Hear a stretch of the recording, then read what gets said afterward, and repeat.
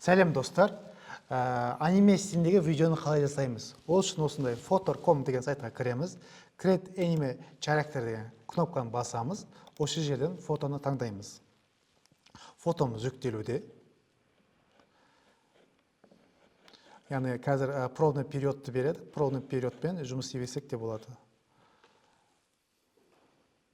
Дәл осындай сайттар өте көп. Яғни мынау әрбір жасанды интеллект өзі белгілі бір уақыт бесплатный период береді.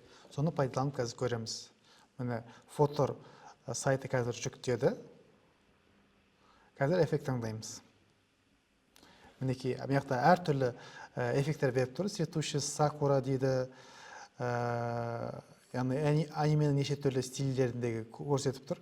Біз өзіміздің бір аниме стиліндегі таңдап көрейік. Мінекей осындай стильде шықты. Бұл енді тегін вариант болғандықтан бізге сәл мутныйлау қылып берді. Егер осының платный версиясын шығарсаңыздар, алсаңыздар, жақсы качествода береді. Енді осыны біз өзімізге жүктеп аламыз, скачать етіп аламыз.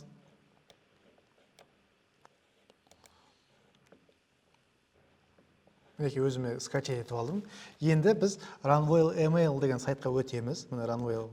Осы жерге тіркеліп, image деген батырманы басып, мына жерде select asset дегенді басамыз. Яғни осы жерде біз өзіміздің фотоларымызды жүктейміз. Мен аламын.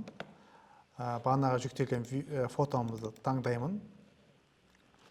Фотомыз жүктелуде. Енді осы жерге біз эффект береміз, яғни промпт жазамыз. Қандай промпттар десеңіздер, мына жерде, яғни Gen Alpha 3 деген біз соңғы модельдегі режим, осыған өтеміз. Осы жерге міне гайдтар тұр, яғни қандай мысалдарын көрсетіп тұр, example деген, яғни әртүрлі эффекттің мысалдары көрсетіп тұр. Бізге керегі міне мынау мысалдар.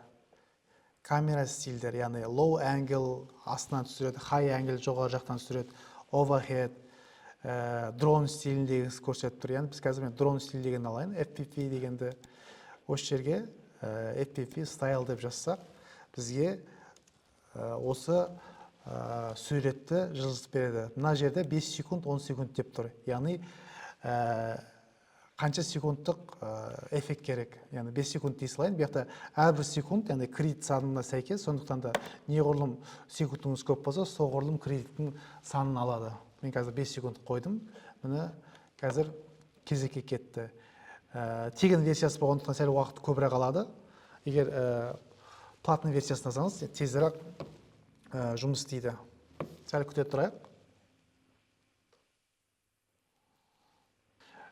Міне видеомыз жүктелді.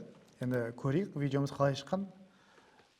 Міне дрон стилінде бізді әдемі бейнемен көрсетіп берді. Жалпы кез келген видеоны дәл осылай аниме стилінде түрлендіріп аласыздар. Жалпы осы Runwell'дің басқа да эффекттерін көру үшін осы жерде example бөліміне өтіп, басқа да эффекттерін пайдаланып көрсеңіздер болады. Назарларыңызға рахмет. Бізбен бірге болыңыздар.